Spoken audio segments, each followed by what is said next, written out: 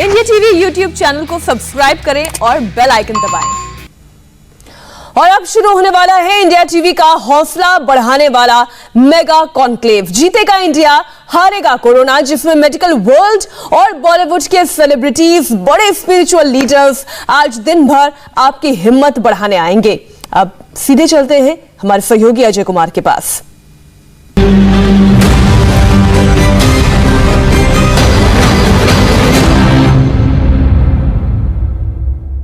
देश इस वक्त दो फ्रंट पर जंग लड़ रहा है। कोरोना अभी गया नहीं है और ब्लैक फंगस सामने आ चुका है। ऐसे में जरूरत है कि पूरे देश का हौसला बढ़ाया जाए। आपकी हिम्मत बढ़ाने के लिए आज हम आपको दिन भर टॉप डॉक्टर्स और उसके साथ साथ तमाम एक्सपर्ट्स से बात कराएंगे, उनकी बातों को सुनाएंगे। टॉप क्रिकेटर्स आपके पास होंगे, वर्ल्ड फेमस स्पिरिचुअल लीडर्स आपसे चर्चा करेंगे, बॉलीवुड की सेलिब्रिटीज भी आपके सामने होंगे और आपका मनोबल बढ़ाएंगे। तो शुरू करते हैं हौसला बढ़ाने वाला यह कॉन्क्लेव। जीतेगा इंडिया, हारेगा कोरोना।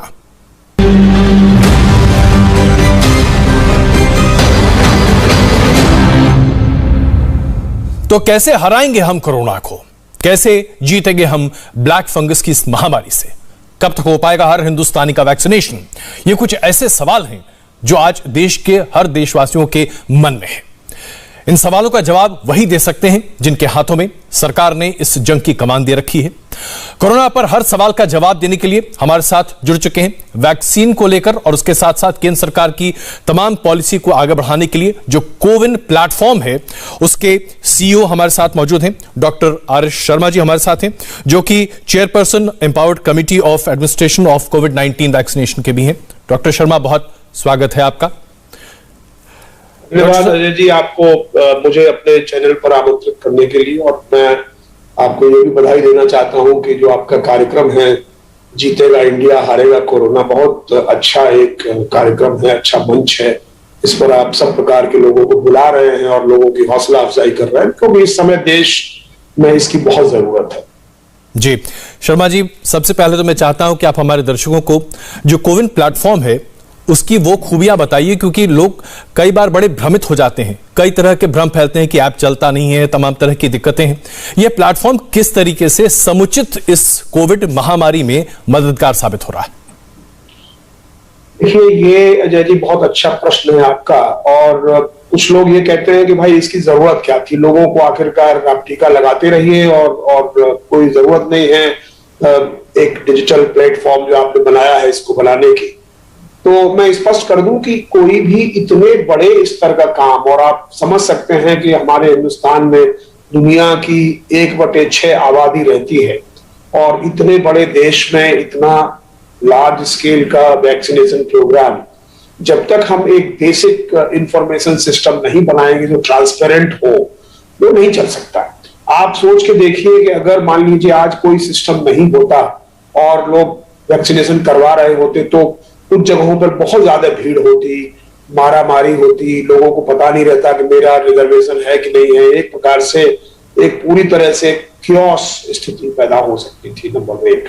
नंबर 2, एक दूसरे दृष्टिकोण से किसी ने अगर मान लीजिए कोवैक्सीन लगवाई है तो कितने दिनों के बाद उसको दोबारा वही वैक्सीन लगवानी है, दूसरी नहीं लगवानी है, ये भी सुनिश्चित करना जरूरी है।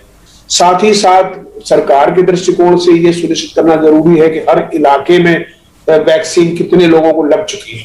तो आप ये देखिए कि लोगों के दृष्टिकोण से एक पारदर्शिता जरूरी है। लोगों के दृष्टिकोण से यह जरूरी है कि उन्हें सही टाइम पर रिमाइंड कराया जाए कि भाई आप सेकेंड वैक्सीनेशन आपका ड्यू हो चुका है। लोगों के दृष्टिकोण से जरूरी है कि उनको एक आश्वासन रहे कि मैं इस केंद्र पर जाऊंगा तो मुझे वैक्सीन मिल जाएगी क्योंकि मेरा स्थान रिजर्व्ड है।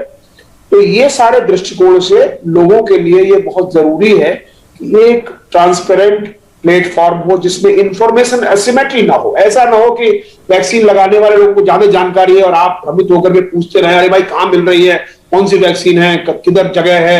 ये इसकी जरूरत नहीं है, क्योंकि सारे लोगों को, चाहे वो वीवीआईपी हो चाहे वो आम आदमी हो, सारे लोगों को वही पोर्टल, वही इंफॉर्मेशन दिखाई पड़ती है। अब इस पोर्टल के बारे में थोड़ा सा और मैं बता दूं आपको कि इसके 4 मुख्य अंग हैं। एक अंग तो सिटीजन फेसिंग अंग है जो कि बेसिकली रिजर्वेशन करता है और रजिस्ट्रेशन करता है। रजिस्ट्रेशन आप जानते हैं बहुत सरल रजिस्ट्रेशन है। आप मोबाइल नंबर दीजिए, मोबाइल नंबर पर ओटीपी आएगी, उस ओटीपी के माध्यम से अपना एक अकाउंट क्रिएट कर लीजिए और इस अकाउंट में 4 लोगों तक आप लगा सकते हैं। तो एक प्रकार से आपका डैशबोर्ड हो गया, आपको बताता है कि भाई आपने कब अकाउंट क्रिएट किया, आपने वैक्सीन पहली वाली लगी कि नहीं लगी, दूसरी वैक्सीन कब ड्यू है, दूसरी वैक्सीन लगी तो पूरा सर्टिफिकेट आ जाएगा।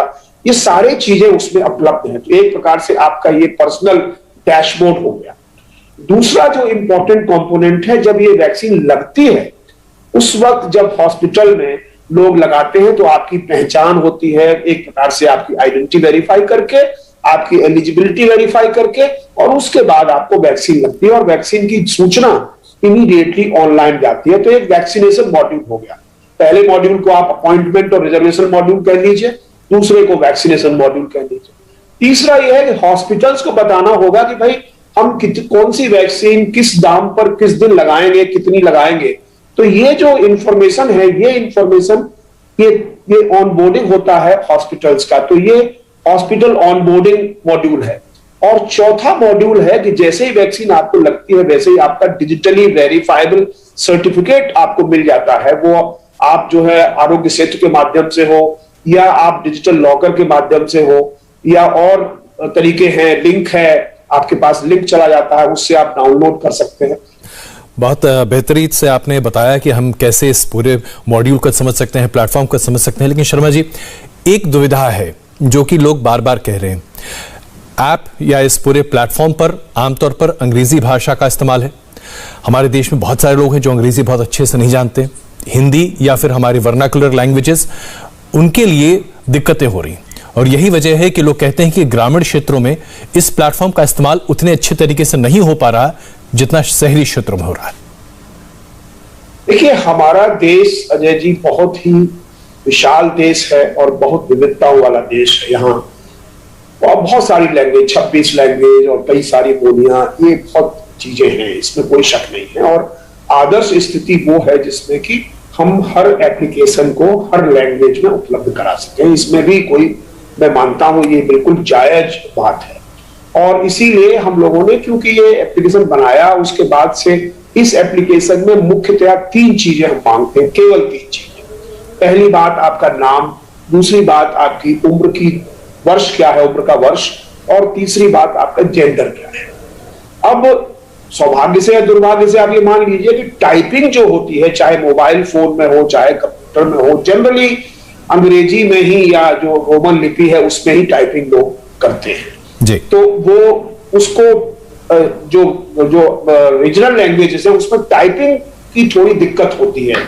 फोनेटिक टाइपिंग है, उसमें मुश्किल से चीजें आती हैं। तो हम लोगों ने, ये जरूरी है कि ऊपर के जो हेडिंग्स हो, जैसे नाम, नेम हो या फिर नाम हो या और भाषाओं में, ये हेडिंग्स होना रीजनल लैंग्वेजेस में होने से हमारा काम काफी हद तक आसान हो जाएगा। शर्मा जी, अब एक और दुविधा है लोगों की। मैं दरअसल लोगों की दुविधाएं आपके सामने रख रहा हूं क्योंकि बेहतर माध्यम है ताकि आपसे ही सीधे इन तमाम दुविधाओं का जवाब मिल जाए। दुविधा यह है कि अब प्राइवेट अस्पताल खुद वैक्सीनेशन करेंगे और वैक्सीन भी अब 3 हो जाएगी क्योंकि बहुत जल्द हमें स्पुतनिक वी भी मिलने जा रहा है। तो ऐसे में प्राइवेट अस्पताल में जो लोग अपना वैक्सीनेशन कराने जा रहे हैं वो कोविन का इस्तेमाल कैसे करें, प्राइवेट अस्पताल उसको कैसे लिंक करेंगे। और उसके साथ साथ जब हम स्पुतनिक के ऑप्शन को देखते हैं तो अभी तक हमारे पास 2 ऑप्शन थे, अब 3 हो जाएगा। तो ये तय कर पाना हमारे लिए कितना आसान या मुश्किल होगा? देखिए, अभी बहुत अच्छा सवाल आपने पूछा है। स्पुतनिक जिस दिन मंजूरी सरकार ने दी और जिस दिन से बात चली कि स्पुतनिक अब आ रही है, हम लोगों ने उसी दिन से अपने पोर्टल में स्पुतनिक दवा को ऐड कर दिया, पहली बात। दूसरी बात यह है कि जो जो हॉस्पिटल हमारे प्लेटफॉर्म पे हैं वो सारी की सारी कौन सी वैक्सीन लगा रहे हैं, कितने पैसे में लगा रहे हैं, उनका टाइम टेबल क्या है, ये सारी की सारी सूचनाएं हमारे पोर्टल पर उपलब्ध है। ये बात सही है कि कुछ हॉस्पिटल्स या कुछ जो कॉर्पोरेट ग्रुप्स हैं उन्होंने अपने एम्प्लॉइज के लिए अगर कोई कैंप लगाते हैं वो, तो उस स्थिति में उनको उस इंफॉर्मेशन को पब्लिकली डिस्प्ले करने की आवश्यकता नहीं है, क्योंकि वो अपने एम्प्लॉइज के लिए उनका जो कैप्टिव ऑडियंस है एक प्रकार से। लेकिन जो सूचना पब्लिक को मिलती है वो पब्लिक को पूरी तरह से मिलती रहेगी। अब चूंकि आपने राज्य सरकारों का जिक्र किया तो यहां लाजमी बन जाता है ये समझना कि कई राज्य सरकारें खुद अपना प्लेटफॉर्म बना रही हैं। अब लोगों में दुविधा होगी कि कोविन ऐप पर हम जाएं या उस प्लेटफॉर्म पर जाएं या राज्य सरकारों के ऐप पर जाएं, तो अभी तक जो एक प्लेटफॉर्म था, क्या यही देश के लिए उचित नहीं है? राज्य सरकार अगर अपने ऐप्स बनाने लगेंगे और उसमें अलग अलग क्राइटेरिया जैसा कि आपने कहा आने लगेंगे, तो दुविधा और बढ़ेगी, लोग पहले से ही पैनिक में हैं। देखिए, मेरा ये मानना है कि राज्य सरकारें, जैसा मैंने अभी कहा पिछले प्रश्न के उत्तर में, कि कोई भी राज्य सरकार अगर उनका क्राइटेरिया अलग है एलिजिबिलिटी का, मान लीजिए कुछ लोग चाहते हैं कि बिलो पॉवर्टी लाइन लोगों को हम प्राथमिकता दें, कुछ लोग और चाहते हैं, तो वो चीजें उनके लिए कोई समस्या नहीं है। हम लोगों ने जो एपीआई खोले हुए हैं वो एपीआई खोले रहे। लेकिन ये जरूरी है कि अगर हम डेटा को डिवाइड कर देंगे, प्लेटफॉर्म के डेटा को, तो ये दुर्भाग्यपूर्ण होगा। इसमें क्या समस्या होगी? पहली बात तो ये है कि जो पोर्टेबिलिटी जिसकी परिकल्पना हम लोगों ने की थी कि हिंदुस्तान के किसी कोने में आदमी पहला इंजेक्शन लगवाए और किसी दूसरे कोने में जाके दूसरा इंजेक्शन लगवाए, तो कोई समस्या नहीं है, क्योंकि उसकी पूरी सूचना हमारे पोर्टल पर उपलब्ध है। अगर हर राज्य सरकार अपना अपना डेटाबेस बनाएगी तो वैसी स्थिति में ये पूरी पोर्टेबिलिटी खत्म हो जाएगी। आप सोच के देखिए, कोई आदमी ने रांची में अगर इंजेक्शन लगाया पहला और फिर वो दिल्ली में किसी काम से आ गया, तो दोबारा उसको रांची तो नहीं जा सकता इंजेक्शन के लिए, केवल उसको गरीब आदमी है मान लीजिए, या उसको खर्चा लगेगा। तो वैसी स्थिति में उसको दिल्ली में भी ये फैसिलिटी रहनी चाहिए। तो ये जो चीज है, तो हम लोगों ने यही कहा है अपनी एपीआई पॉलिसी में, तो ये कहा है कि जाए एप्लीकेशन कोई भी आप इस्तेमाल कीजिए, लेकिन उसका रियल टाइम आंकड़ा हमें जो है मिलना चाहिए।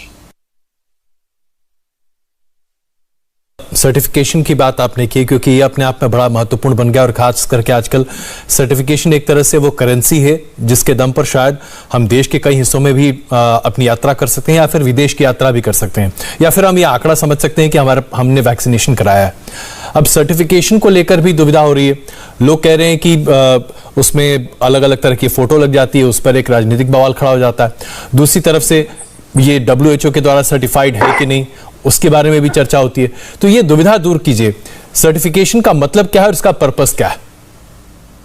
देखिए, सर्टिफिकेशन का अर्थ ये है कि आप वैक्सीनेट हो चुके हैं, पहली बार प्रोविजनल सर्टिफिकेट और दूसरी बार फाइनल सर्टिफिकेट। अब इसका ये मान लीजिए कि इस सर्टिफिकेट में कोई भी आदमी सर्टिफिकेट प्रोवाइड कर सकता है, लेकिन इस सर्टिफिकेट में क्या खासियत है? पहली बात यह है कि यह सर्टिफिकेट डिजिटल तरीके से सर्टिफाइड है, डिजिटली वेरीफाइबल है। इसका मतलब है इस सर्टिफिकेट को अगर आप पढ़ेंगे तो आप सोर्स पर पहुंच जाएंगे, और सोर्स पर जैसे आप मान लीजिए आपका जो वो है कि indiatv.com जैसे मान लीजिए, उस साइट पे जाते हैं तो आपकी साइट जेन्युइन साइट है कि नहीं, इसका वेरिफिकेशन ऑनलाइन होता है। उसी प्रकार से वैक्सीन के सर्टिफिकेट का ऑनलाइन वेरिफिकेशन होता है, पहली बात। दूसरी बात यह है कि ये फोर्जरी इसमें नहीं हो सकती, ये एनक्रिप्टेड QR कोड है, तो ये भी एक इंपॉर्टेंट महत्वपूर्ण बात है। तीसरी बात आपने खुद ही कही कि इस सर्टिफिकेट की बहुत उपयोगिता है, एम्प्लॉयर्स चाहेंगे, यात्रा के लिए चाहेंगे, और बाकी सब चीजें भी जरूरी हो। एक जो इंपॉर्टेंट बात आपने बताई कि ये जो है WHO के स्टैंडर्ड के मुताबिक है कि नहीं, तो मैं आपको बता देना चाहता हूं कि हमारा सर्टिफिकेट एक WHO का स्टैंडर्ड है, FIHR, फायर उसको प्रोनाउंस करते हैं, फास्ट इंटरऑपरेबल हेल्थ रिसोर्सेज, उसकी रिलीज 4 है, उसके मुताबिक ये सर्टिफिकेट बनाया गया है। तो हम लोगों की पॉलिसी WHO की पॉलिसी के साथ अलाइंड है, और ये सर्टिफिकेट भविष्य में कहीं भी आप जाएंगे, विदेशों में भी ये सर्टिफिकेट वहां पर वैलिड होगा, वेरीफाइबल होगा वहां पर भी। तो ये इसकी इंपॉर्टेंट महत्व है इस सर्टिफिकेट का। ऑफ कोर्स एम्प्लॉयर्स चाहेंगे कि भाई आपने दोनों डोज लगवा ली कि नहीं लगवा ली, और भी सब चीजें हैं। एम्प्लॉयर्स अगर मान लीजिए अपने एम्प्लॉय को पैसा देते हैं डोज लगवाने का, और उसके बाद उसको अगर डोज नहीं लगवाए और पैसा एम्प्लॉय वो कर ले, तो कम से कम एम्प्लॉयर देख सकता है कि भाई आपने डोज वास्तव में लगवाई है कि नहीं लगवाई है, जो पैसा हमने आपको दिया था उसका इस्तेमाल आपने किया है कि नहीं किया। तो ये सारी चीजें हैं, बहुत इंपॉर्टेंट महत्वपूर्ण चीजें। एक और अब समस्या खड़ी हो सकती है, क्योंकि अब जैसे जैसे वैक्सीन खुद ही बहुत बड़ी कंपनियां भी खरीद सकती हैं और अपने तमाम एम्प्लॉयज़ को लगा सकती हैं। हमने देखा है बहुत सारी बड़ी बड़ी कंपनियां लाखों वैक्सीन खरीदने की तैयारी कर रही हैं, क्योंकि उनके एम्प्लॉयज़ बहुत ज़्यादा हैं। जैसे कि TCS, तकरीबन उनके पास 3 लाख के आसपास एम्प्लॉयज़ हैं, वो अपने सभी एम्प्लॉयज़ को लगाने जा रहे हैं इस तरह का वैक्सीनेशन। तो जो प्राइवेट प्लेयर्स हैं, ये कोविन प्लेटफॉर्म का इस्तेमाल करके ही अपने एम्प्लॉयज को या अपने यहां काम करने वाले लोगों को वैक्सीन करेंगे। ये प्रोसेस कैसे होगा शर्मा जी? देखिए, मैंने जैसे कहा आपको कि अगर अपने एम्प्लॉयज को लगा रहे हैं तो आपका जो अपॉइंटमेंट सिस्टम है या आपका रिजर्वेशन सिस्टम है वो आप ना बना सकते हैं, क्योंकि वो आपको पब्लिश करने की आवश्यकता नहीं है, वो आम आदमी के लिए या बाकी लोगों के लिए नहीं है, इसलिए उस एप्लीकेशन को यूज करने की आवश्यकता नहीं है। उसी प्रकार से जो वैक्सीनेट आप करते हैं उसके लिए भी आप जो आइडेंटिटी वेरिफिकेशन करते हैं, बाकी सब चीजें करते हैं, उसके लिए भी हमारे वैक्सीनेशन एप्लीकेशन की आवश्यकता नहीं है। अगर आप यूज करना चाहते हैं सब चीज को तो यूज करिए, लेकिन आवश्यकता नहीं है। लेकिन क्या जरूरी है? जरूरी यह है कि जब आप वैक्सीनेट करेंगे वैसे ही इमीडिएटली उसकी इंफॉर्मेशन हमारे कोविन प्लेटफॉर्म पर आप एपीआई के माध्यम से देंगे।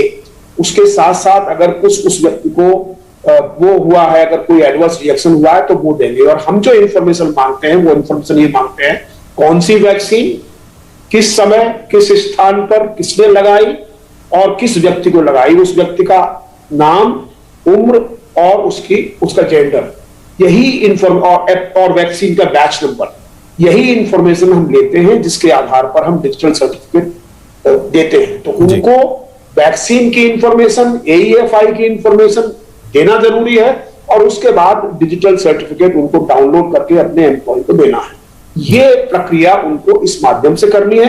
बाकी हमें कोई समस्या नहीं है अगर वो हमारे एप्लीकेशंस को इस्तेमाल करें या नहीं भी इस्तेमाल करें। बिल्कुल।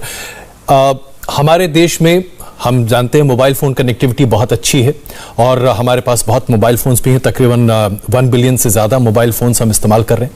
लेकिन मोबाइल फोन इस्तेमाल करने वालों में तकरीबन 30 से 35% संख्या उन लोगों की है जो स्मार्टफोन इस्तेमाल नहीं कर रहे। ऐसे लोग इस प्लेटफॉर्म का कैसे इस्तेमाल करें, उनके लिए क्या रास्ता है? देखिए, बहुत अच्छा प्रश्न है और ये कुछ दिनों से ये प्रश्न काफी लोगों के मन में घूम रहा है। लोगों ने अपने इसमें परेशानी और कहिए कि कंसर्न भी उन्होंने दाखिल किया है, जिसको डिजिटल डिवाइड की भाई लोग जो कम पढ़े लिखे हैं या जिनके पास स्मार्टफोन नहीं है उनको आप एक्सक्लूड कर रहे हैं। तो मैं थोड़ी इस पर प्रकाश डालना चाहूंगा। एक तो चीज ये है कि अगर आप आंकड़ा देखें तो करीब केवल 47% लोगों ने ऑनलाइन रिजर्वेशन करा के वैक्सीनेशन कराया है 45 से ऊपर के ग्रुप में, और 53% लोग ऑन साइट जाकर के वैक्सीनेशन अपना करा चुके हैं। इसका मतलब है अधिकांश लोग या मेजॉरिटी लोग जो है उनको वैक्सीनेशन में रिजर्वेशन कराने की आवश्यकता नहीं पड़ी। उन्होंने डायरेक्ट गांव में या बाकी जो मिनी शहरी एरिया, जो कम मतलब अर्बन सेमी अर्बन एरिया है, उन्होंने इस प्रकार का वहां पर चीज है। तो एक तो ये है कि कोविन एक्सक्लूड नहीं करता ऐसे व्यक्तियों को जिन्होंने पहले से रिजर्वेशन नहीं कराया है, पहली बात। दूसरी बात यह है कि आप जो है अपना, जरूरी नहीं है कि आपके पास अपना स्मार्टफोन हो, आप किसी माध्यम से कॉमन सर्विस सेंटर, हमारे देश में करीब 2.5 लाख कॉमन सर्विस सेंटर हैं 6 लाख गांवों के बीच में, तो वो कॉमन सर्विस सेंटर के माध्यम से भी उनके एप्लीकेशन को भी हमने ऐड कर लिया है या एक प्रकार से वो हमारे साथ कनेक्टेड हैं, वहां पर भी उनका रिजर्वेशन हो रहा है। तो लोग जाकर के अपने गांव के पास में ही नॉर्मल रहता है ये पंचायत हेडक्वार्टर में, वहां जाकर के अपना कोविन का उसमें उनसे मदद ले सकते हैं। तीसरी बात, अपना कोई पड़ोसी है उसके स्मार्टफोन से मदद ले सकते हैं। और चौथी बात जो हम आज से परसों से शुरू करने जा रहे हैं, मंगलवार से, वो ये है कि हमने एक 1075 का जो नंबर है हमारा टोल फ्री स्वास्थ्य विभाग का, उस नंबर पर नेशनल हेल्थ अथॉरिटी की तरफ से हमने एक जो कॉल सेंटर है उसका प्रारंभ किया है। तो लोग वहां कॉल सेंटर में टोल फ्री नंबर पर कॉल करके भी अपना रिजर्वेशन करा सकते हैं, अपना रजिस्ट्रेशन करा सकते हैं। तो ये जो चारों सुविधाएं, कॉमन सर्विस सेंटर की सुविधा, वॉक इन की सुविधा और जो है आपको कॉल इसकी common service centre, call centre, walk in, तीनों सुविधाएं लोगों के पास उपलब्ध है या किसी दूसरे के माध्यम से रिजर्वेशन कराने। वैसे आपको सूचना के लिए बता दूं करीब 100 करोड़ हमारे यहाँ टेलीफोन है और 70 करोड़ जो है स्मार्टफोन है। हमारे यहाँ 4G है पूरे देश में, इसलिए कनेक्टिविटी के मामले में हम लोग काफी आगे हैं। बिल्कुल। इसमें एक आखिरी सवाल मैं आपसे समझना चाहता हूं, कोविन ऐप के जरिए जो डेटा एकत्रित हो रहा है, इस डेटा के आधार पर क्या हम अगले साल भर या 1.5 साल के अंदर यह कह पाएंगे कि किस तरह से हमने पूरे देश में वैक्सीनेशन किया, इसकी पूरी प्रक्रिया कैसे चली, लोगों पर इसका रिएक्शन क्या निकला, और उसके साथ साथ ये डेटाबेस भविष्य में क्या हमारे लिए एक हेल्थ इंफ्रास्ट्रक्चर बनाने में मदद करेगा? देखिए, ऐसा है कि ये डेटाबेस बेसिकली हमारे पास बहुत मिनिमल डेटाबेस हमने निकाला है। जैसा मैंने आपको अभी सूचित किया कि हम केवल 3 सूचनाएं लेते हैं। पहली सूचना नाम, जेंडर और ईयर ऑफ बर्थ, और कोई सूचना हम नहीं लेते, ठीक है ना। तो वैसी स्थिति में ये मिनिमल डेटा है, ये लोगों ने कंसर्न जाहिर किया है इसकी सिक्योरिटी और सेफ्टी के बारे में। तो मैं आपके माध्यम से आपके दर्शकों को सूचित करना चाहता हूं कि ये काफी सिक्योर डेटा है हमारे पास। मिनिमल है लेकिन फिर भी सिक्योर है। हम प्राइवेसी का बहुत महत्व हम देते हैं, हमारे दिमाग में ये बहुत इंपॉर्टेंट कॉन्सेप्ट है। माननीय उच्चतम न्यायालय ने भी इसको फंडामेंटल राइट डिक्लेयर किया है, इसलिए हम बहुत सीरियस है इसके बारे में।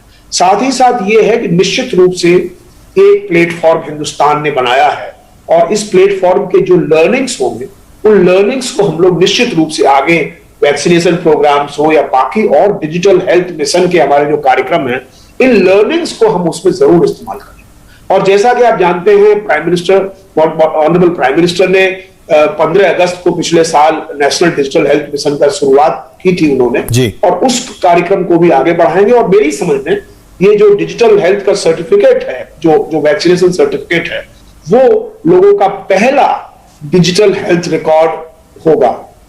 तो एक प्रकार से ये शुरुआत है उसकी, और ये बहुत अच्छा प्लेटफॉर्म बना है। लास्ट में मैं जरूर कहना चाहूंगा, समय आपका कम होगा फिर भी, कि कुछ लोगों ने सूचना दी थी कि ये प्लेटफॉर्म टूट गया या मतलब खराब हो गया या चला नहीं। ये बिल्कुल गलत सूचनाएं थी। जब से प्लेटफॉर्म ये बना है, पहले 4-5 दिन जनवरी के 16 जनवरी को जब माननीय प्रधानमंत्री ने इसको उद्घाटन किया था, उसमें 4-5 दिन जरूर थोड़ा सा कुछ हिचक आई थी उसमें। उसके बाद से प्लेटफॉर्म सतत अच्छे तरीके से काम कर रहा है। आज इस प्लेटफॉर्म पर एक एक वैक्सीन की जानकारी आप देख सकते हैं, 20 करोड़, इतने लाख, इतने हजार, इतने सैकड़ा, वो सब चीज। तो ये बहुत ही robust, scalable, ubiquitous, inclusive platform है। बिल्कुल निशा शर्मा जी, इस बात की तो हमें आपको बधाई देनी होगी, जिस तरह से आपने और आपकी पूरी टीम ने इस प्लेटफॉर्म को बहुत ही कम समय में ऑपरेशनलाइज किया, और उसकी वजह से लोगों को जो फायदा हो रहा है, ये अपने आप में तारीफ की बात है। और यही हौसला बढ़ाता है कि हम देश में किसी भी चैलेंज का मुकाबला कर सकते हैं, क्योंकि हमारे साथ आप सभी के तमाम लोग मौजूद हैं। बहुत धन्यवाद अपना वक्त देने के लिए। नमस्कार, धन्यवाद। पूरा देश आज कोरोना और ब्लैक फंगस की डबल आफत से जूझ रहा है। ये वक्त हिम्मत हारने का नहीं है। इंडिया टीवी आज पूरे दिन आपका हौसला बढ़ाएगा, आपके मन में उठ रहे हर सवाल का जवाब देगा। सुबह 11:30 बजे हमारे साथ अमेरिका के डॉक्टर फहीम यूनुस जुड़ेंगे, जरूर देखिएगा।